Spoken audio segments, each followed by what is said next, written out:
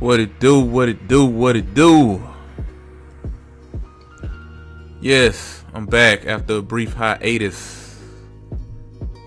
Welcome to the Cheat True Podcast with your boy Justin J.Will, whatever you want to call me. I hope and I pray everybody's doing okay, doing great, doing swell on this Tuesday afternoon, Tuesday evening, whenever you may be listening to this, whatever day you may be listening to this. I appreciate you for dropping in, checking in on your boy, because you could have been anywhere in the world, but you're here with me, so I appreciate it. So, man, this Crit, bro, man, Crit a monster. Crit is a monster, man. I didn't even realize he put out an instrumental CD or an instrumental album or whatever to go with the Forever and a Day mixtape. I'm glad I found it, because this Sky Club instrumental is just the bee's knees, man. But yeah, man. Sorry for the brief hiatus, but I'm back. Cheat Truth is back. College football season is right around the corner. It's this weekend. I cannot wait. NFL regular season is right around the corner. I cannot wait. I'm ready for these weak ass preseason games to be done and over with. Getting tired of them. Ready for those to be over with. Ready for the regular season to pop off. Ready to start gambling. All that good stuff. But yeah, man. Today on the Cheat Truth, we're gonna talk about Odell Beckham. Odell Beckham Jr. just secured the bag. Got a 5-year, $95 million extension. I'll get into that. I want to talk about the Cowboys a little bit. Cowboys and the Cardinals played Sunday night, and want to get into the Cowboys. I want to talk about the Cowboys and what I think about them for the upcoming season, because everybody loves America's team, right? Gotta talk about the Cowboys. So I talk about that, and also I want to get into Lamar Jackson. I want to talk about Lamar Jackson. It's been a while since I talked about Lamar Jackson. To be honest, I don't even know if I really talked about him any of this preseason. I think I may have pointed him out one time when he threw a touchdown, but I don't think I really talked about him that much. So I'm going to talk about Lamar Jackson and a comment he made to the press. But yeah, man, I'm coming in hot on something real fast, man. And I don't want to sound like, I really don't give a damn what I sound like to anybody, because this is my mouth and I say what I want to say on Cheat Truth. And I'm glad you guys listen to me, because I'm just glad you guys listen to me. But let's talk about Saquon Barkley real fast, man. So I don't want to sound like a Saquon Barkley hater, I guess. Like, and I know I probably come off that way. Look, I'm not a hater of Saquon Barkley at all. I said that the guy's going to be very good. I think that he'll be very good. He'll end up being like Reggie Bush. I don't see what's wrong with that comparison.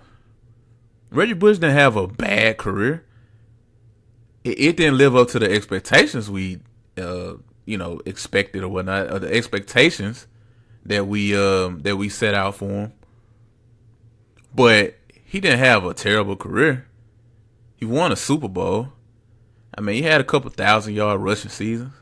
I think he damn near had a 1,000-yard receiving season. Like, Reggie Bush was he was a damn good player, man, when he was out on the field. But he just never lived up to the USC hype, which that's a whole nother story about USC players coming into the league underachieving. But yeah, I made that comparison over and over again. So on Twitter, somebody posted a video of Adrian Peterson. So Adrian Peterson, they posted a video of him in college. Adrian Peterson in college. And for you guys who don't know, Adrian Peterson was a beast in college. You know he was a beast in the pros, and he was a beast in college. Okay? Running dudes over. AD could not be stopped. And that's right, I said it AD. For y'all who didn't know, it's all day. He would prefer to be called AD all day. So AD was a monster in college, man. And obviously he's a monster in the NFL. First ballot Hall of Famer. Definitely going to the Hall of Fame. My bad. He posted a video, and I was just like, I basically said something along the lines of, to all you Saquon Barkley fans out there, this is what generational talent looks like. You cannot throw that phrase around with everybody. And of course, somebody had to come comment.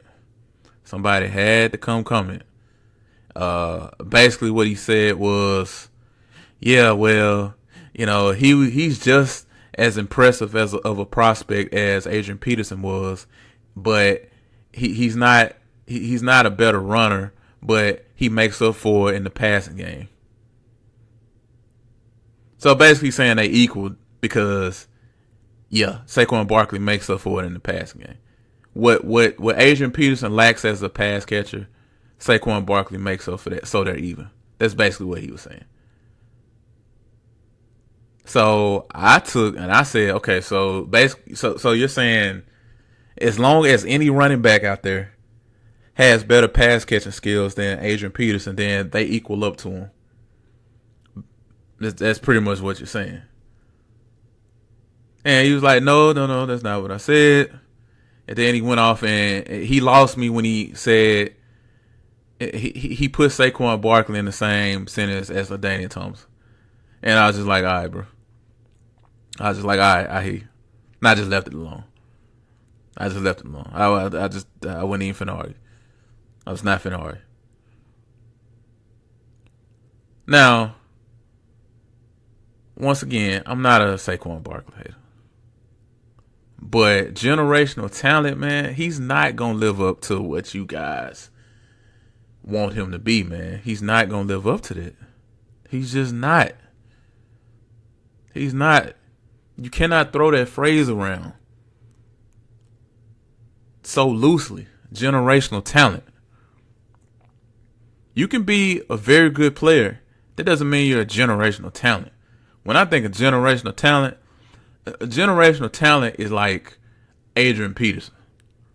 That's generational talent right there. Generational talent is Randy Moss. Generational talent is Calvin Johnson. Generational talent is Julio Jones. Generational talent is Rob Gronkowski. These are guys who are going to dominate their respective positions. I even take a step further. I even say a guy like Jalen Ramsey. I think Jalen Ramsey is a generational talent. A guy that tall, a guy that lengthy, a guy with that much playmaking ability, to be that size, to be able to cover like he can, tackle like he can, and to have the bravado like he has, I think that's a generational talent. I don't see Saquon Barkley as no generational talent, man. I just don't. I don't see him as that. You can't throw that around with everybody, man. You just can't. You can't use that phrase so loosely. Look, it's a difference. It's a difference between Google and Yahoo. Google dominates the tech industry. Every aspect of your damn life is controlled by Google. Well, when was the last time you got on your phone and said, you know what? Oh man, I'm about to Bing the restaurants around me. I'm about to Bing. I'm finna get on Yahoo and search for these restaurants. No, you type in Google. Because you know what it is. You know Google's the best search engine out there. Point blank, period. They're dominant in their respective industry. Dominate Androids. Google Chrome. I guarantee you're using a Google Chrome browser. You ain't using Internet Explorer. At least I hope not. God bless your soul if he is. Well, I guess now Windows 10 is Edge, but whatever. It's Internet Explorer. Maybe you're using Firefox, but the majority of you guys are probably using Chrome. You're probably using Google Chrome. Okay? It's a difference. You're probably using Gmail. You're not using Yahoo Mail. That was back in 2002. 2003. Whenever. A long time ago. So it's a difference, man, between being very good and being dominant. Everybody's not dumb. You just can't use that phrase, man, with everybody. And I just don't ever see Saquon Barkley being a dominant running back in the league. He'll never be dominant like a Ezekiel Elliott. He'll never be dominant like a Todd Gurley. He'll never be dominant like an Adrian Peterson was. Like when Adrian Peterson had that 2,000-yard season, that MVP season. That's dominance. We know you finna run the ball. But you know what? We still can't stop you. We know you finna throw the ball to Calvin Johnson. But you know, we still can't stop him. We know you finna get a ball to LaDainian Thompson, but we still can't stop him. We know you finna throw the ball to LaDainian Thompson, but we still can't stop him. We know you about to throw the ball to Randy Moss, but we still can't stop him. We know you finna get a ball to Rob Gronkowski, but we still can't stop you. He's still just dominating us. I don't ever see Saquon Barkley being it. I just don't. He's not going to be that guy, man. He's going to disappoint you guys. He's going to disappoint. He'll be good. He's going to have some runs this year. It's going to end up on SportsCenter. He's going to have some catches. He's going to have some jukes. He's going to juke some guys out of his shoes. What do you know? Another second overall pick, Reggie Bush. To me, same guys. And I don't see a problem with it. I don't see a problem with pointing that out. But because you point things out like that, people automatically label you as a hater. And they think you don't know what you're talking about. But, man, we're going to see. We're going to see, man. Seriously, I can't wait till the season starts. I'm ready. Oh, I'm so ready. Oh, man, all y'all Saquon Barkley fans, every last one of y'all going to have to stand on that. Y'all going to have to have this same energy. Have that same energy. Just like I said, Jalen Ramsey need to have that same energy when Blake Bortles ends up getting benched halfway through the season, which Blake Bortles has been terrible. Don't be misguided by some of the numbers. A lot of the numbers are misleading because he was doing that against the second and third strings. But yeah, all y'all Saquon Barkley fans, New York Giants fans, had that same energy. Okay? He's battling a hamstring injury. Good God. Is he gonna start? Is he gonna be an injury prone running back? Like, I don't know. Another man, who was that running back who was battling injuries? Oh, Reggie Bush. And he didn't start getting injured until he got into the league. Because it's a different game. But anyway, enough with the Saquon Barkley, quote-unquote, slander, I guess. Saquon Barkley talk.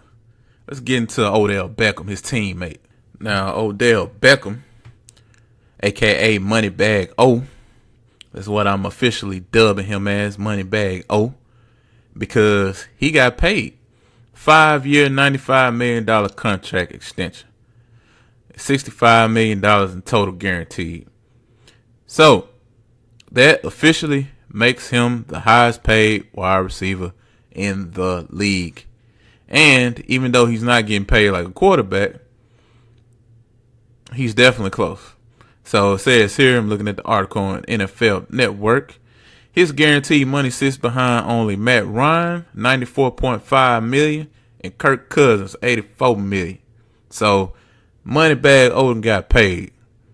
And I think that he deserves it. So we already know what's going on with Odell and his on the field issues, kicking the kicking net or whatever, and his outbursts and having the whole thing with Josh Norman and not being the most stable guy on the sideline. Sometimes he can be a little needy. He can snap. He can not be the most stable guy. So, well, we know what's up with that. But there's no doubting his talent. We know how good he is. I mean, look, 3-time Pro Bowler, 313 passes caught for 4,424 yards and 38 touchdowns in 47 games over 4 seasons. It says here that Beckham has averaged more receiving yards per game in his first 4 seasons than any other player in NFL history. That's, including Julio Jones, Randy Moss, Anquan Bolden, Jerry Rice. Only player to start his career with 3 straight seasons of 90-plus receptions and 1,300-plus receiving yards. One of 8 players in NFL history with 300-plus receptions, 4,000 receiving yards, and 30-plus receiving touchdowns over the first 4 NFL seasons. Like, Odell Beckham is very talented. We know that. And I think that he deserved his money. Now, I know some people will say, damn, you can't pay this guy this much money because he's not the most stable individual. And on top of that, he's kind of snake bitten. I mean, this goes back to LSU. It's one of the reasons why he failed the way he did, which I guess, looking at it, he was like, what was Odell taking? When was he taking? Like 13th overall or something? It was between the 10th and the 20th pick in the draft. I know that much. But, yeah, there was some injury concern with him coming out of LSU. And he's been injured. Now, despite him being injured, he still put up damn good numbers when he's been on the field. Had the ankle injury last year that took him out for the rest of the season. I think he played 5 games or something like that. And took him out for the rest of the season. But he's supposed to be 100% healthy. And he'll have a contract to celebrate with, I guess, to play under. Another contract. But I think he definitely deserves it, man. I mean, I just rounded off the numbers and the accolades, and I'm pretty sure I'm missing some. But he deserves it. And I'm never going to apologize for rooting for young black men getting their money. As long as it's legal. As long as it's legal. You ain't out here slanging dope or nothing like that. Your Pablo Escobar type stuff. But I'm never going to be against these guys getting their money. I'm most definitely a capitalist fan. Like, I believe in capitalism. You get all the damn money you can get. Because if you don't get it, somebody else will. Point blank, period. Now, what does this mean for the Giants? Now, Eli Manning, I don't know how much Eli is getting paid. I'm pretty sure it's not that much. I mean, he's not getting paid like Matt Ryan or getting paid like, the top quarterbacks in the league. Or Matt Stafford, which I guess you can say he's a top quarterback. He's getting paid like one.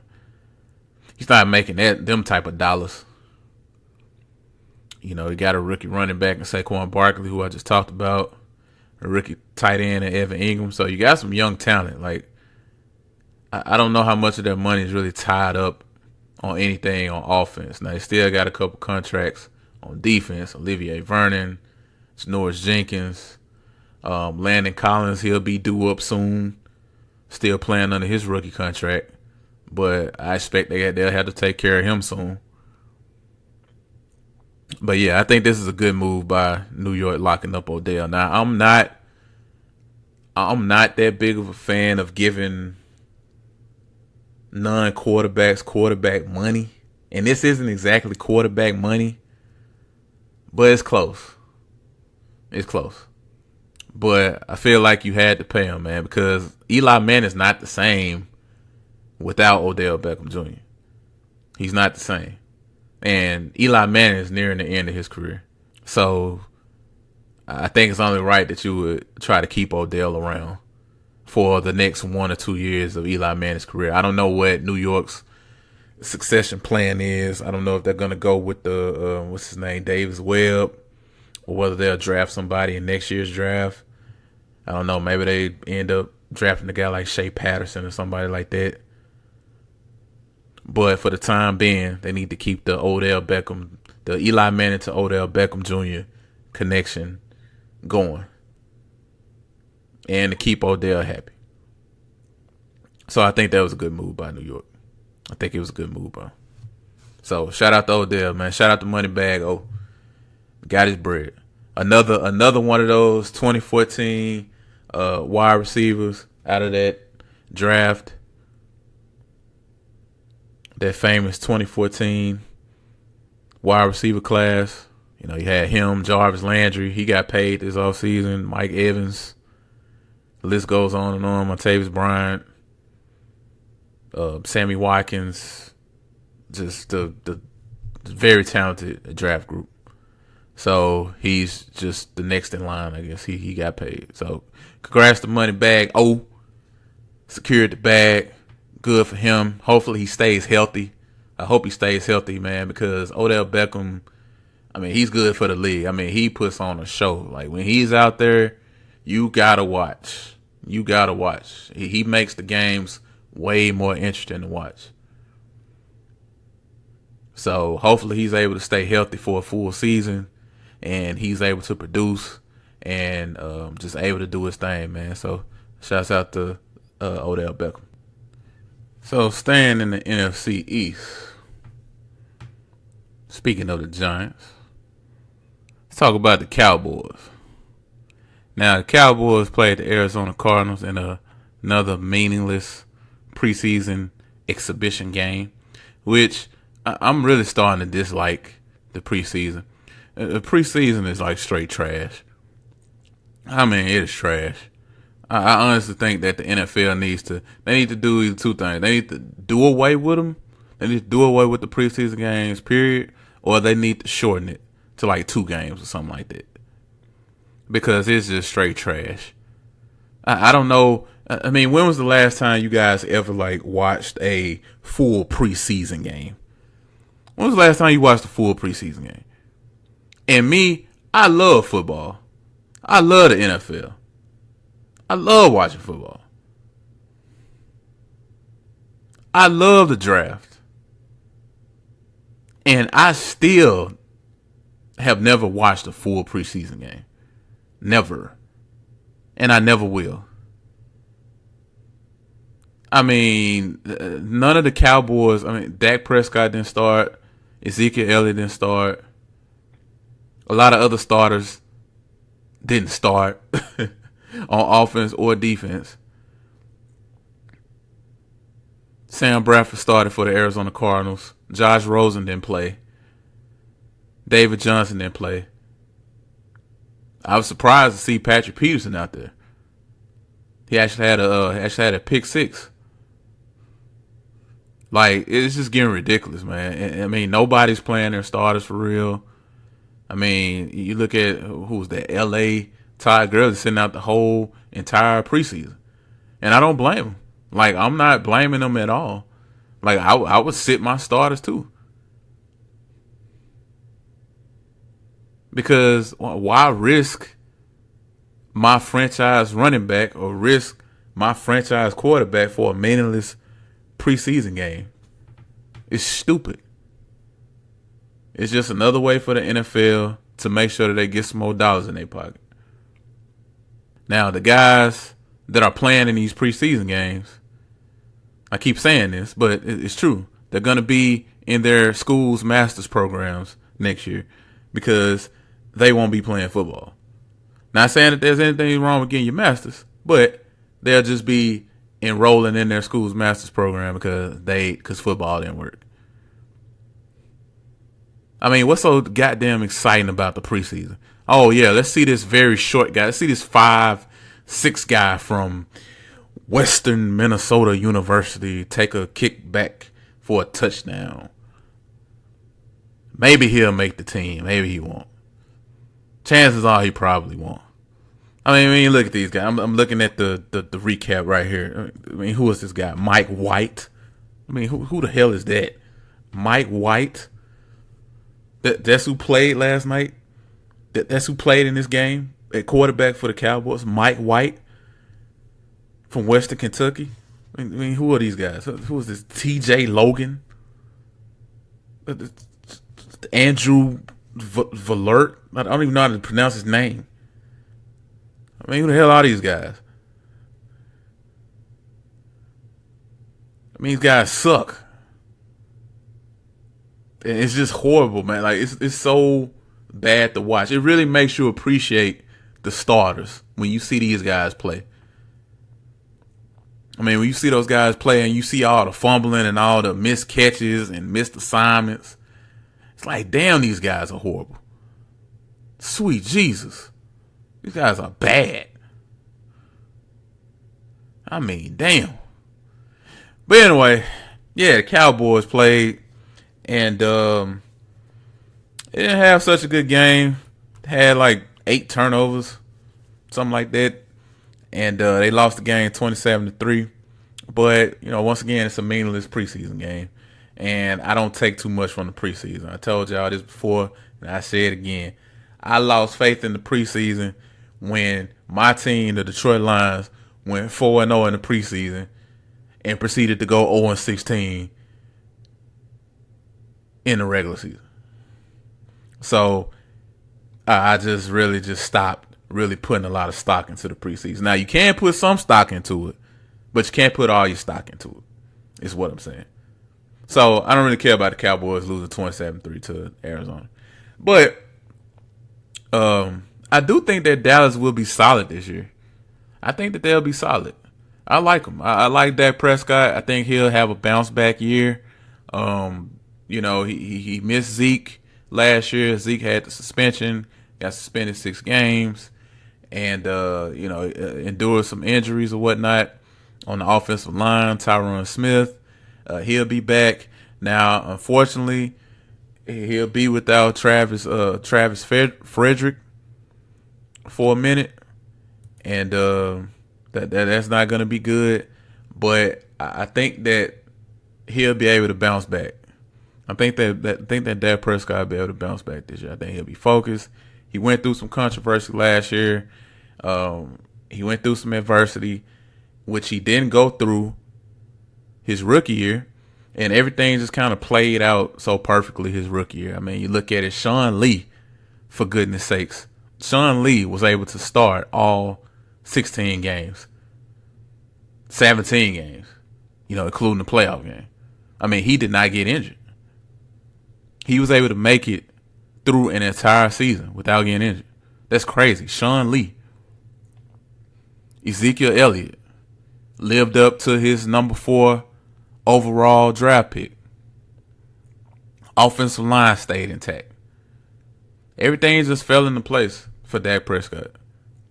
The second year, not so much. But I think that they have 10 wins in them. I think that Dallas has 10 wins in them. Now, they still got to deal with Philadelphia. Which Philadelphia has their own problems, I guess. They still have a very talented roster. But it's just Carson Wentz. When is Carson Wentz going to be back from that ACL injury? He's not. He hasn't played in any of the preseason games. He hasn't been cleared for contact yet. So there's no telling when he's going to be back. Now they have Nick Foles, but Nick Foles isn't Carson Wentz. So I don't know how much we really trust Nick Foles. Yeah, he had the Super Bowl run last year, and that's something to congratulate him for. But at the end of the day, he's not Carson Wentz. So you have to be on the lookout for that. Now they still got to worry about Philadelphia. Got to worry about New York. I think New York will be back. They'll be hungry. Went through the whole thing with their coach, Ben McAdoo. I always forget, is it Ben McAdoo or Bob McAdoo? It's Ben McAdoo, right? Ben McAdoo. So they got a new coach in Pat Shermer. We'll see what happens with them. But I expect Dallas to be really good this year. I think they got 10 wins in them for sure. I mean, I'm kind of liking their defense now. I'm liking their defense. I mean, I like it. Maybe not necessarily their defense overall necessarily, but I like their defensive line. DeMarcus Lawrence, we saw what he did last year coming off the edge. And now Randy Gregory, which he had a very good game against Arizona. He looked very good. He looked like he had something to prove. Their draft pick out of Nebraska. Unfortunately, he's just been dealing with some demons.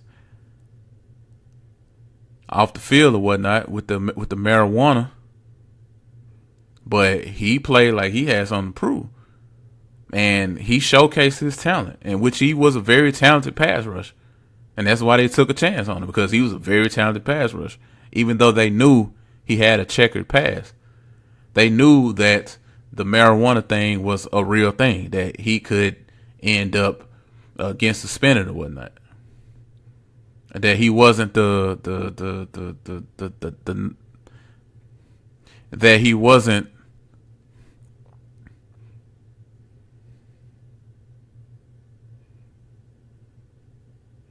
he wasn't a saint necessarily. He wasn't a saint. So they took a chance on him. But who knows? Maybe that'll pay off. And if he can play up to his potential, Dallas has one of the best pass rushers in the league. From DeMarcus Lawrence, we'll see what Taco Charlton can do. He didn't really have a good year last year, but he has all the potential in the world. On their first round draft pick out of Michigan of last year, DeMarcus Lawrence, Taco Charlton, Randy Gregory, David Irvin will be gone for 4 games, but he'll be back. Another freakish pass rusher. I mean, if those guys can put it together, they're gonna cause some problems.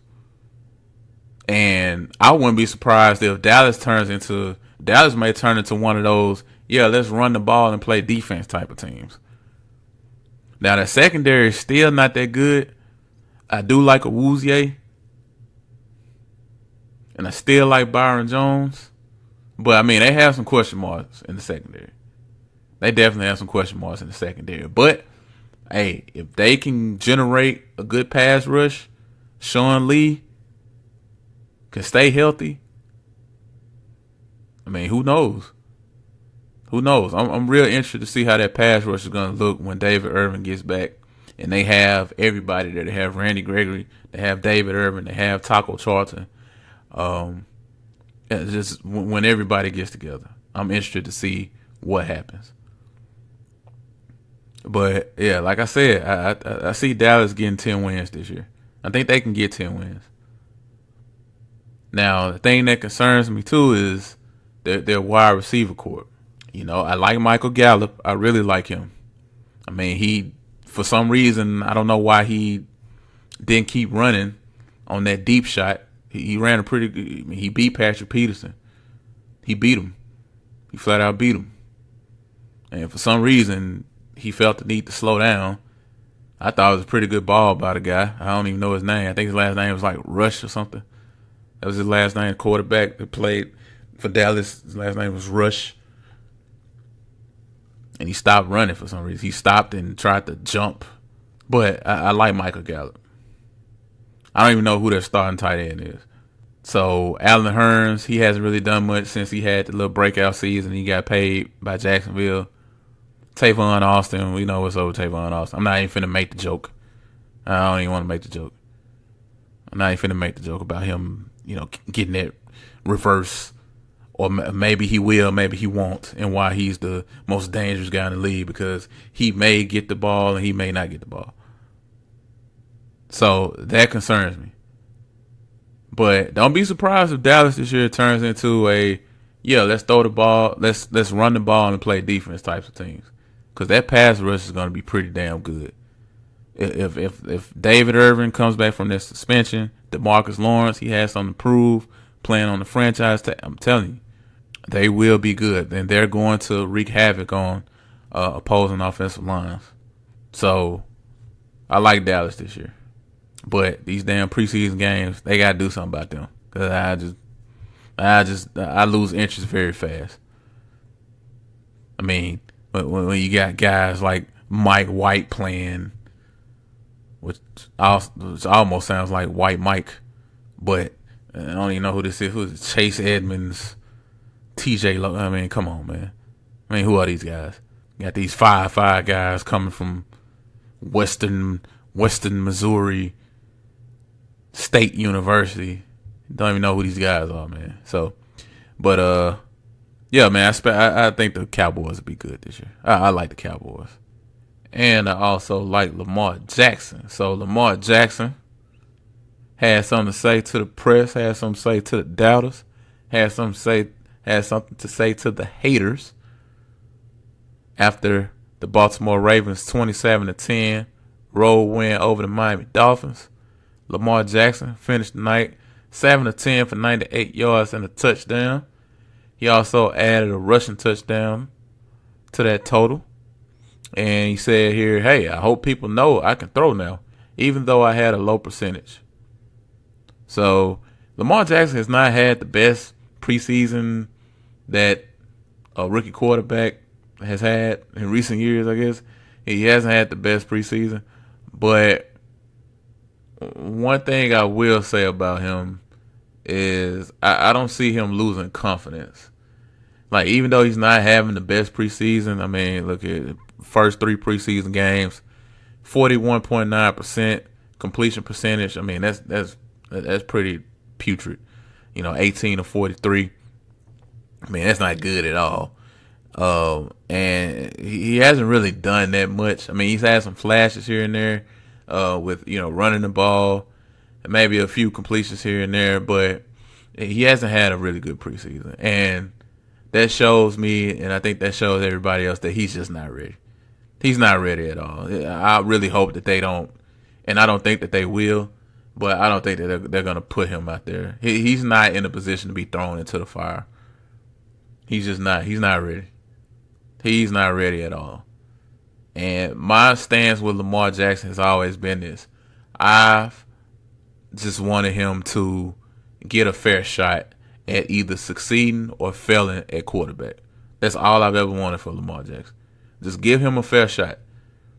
Don't be like Bill Polian and saying, oh, well, he needs to just go draft him as a receiver. Just screw all your dreams about being a quarterback, being an NFL quarterback, and just play receiver. Don't be like that. I'm not on that train. I just wanted him to get a fair shot at either succeeding or failing. If he fails, that fine. At least he got a fair shot at it. If he succeeds, fine. At least he got a fair shot at it. That's all I've ever wanted. And I just don't think he's ready. He's not ready. I mean, he's bragging about, what he did, going 7 for 10, 98 yards. Yeah, I hope people know I can throw now. But, I mean, a lot of those were like underneath throws. I mean, it's not like he was throwing 10-yard outs or anything of that nature. Really tough throws, really tight windows, nothing like that. I mean, a lot of those were like underneath passes. I mean, even the pass to DeVere Posey, that was just an underneath pass. That was a crossing route. He was wide open, and he took it and ran it into the end zone. Once again, this is coming from somebody who likes Lamar Jackson. I like him.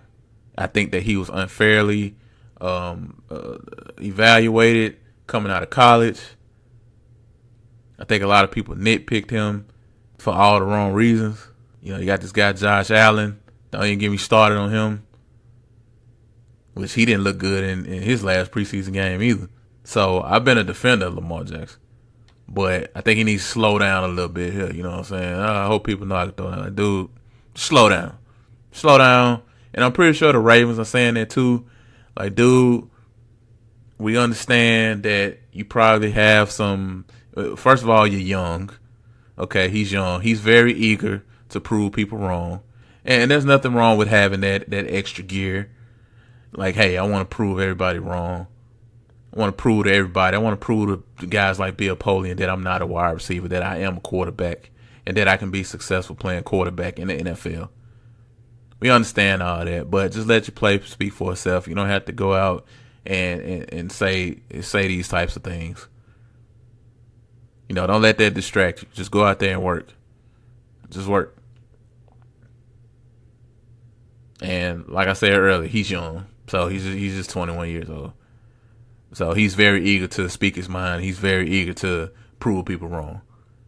But I think he needs to dial it back a little bit. Just got to put things in perspective right there, man. You wasn't out there bombs away.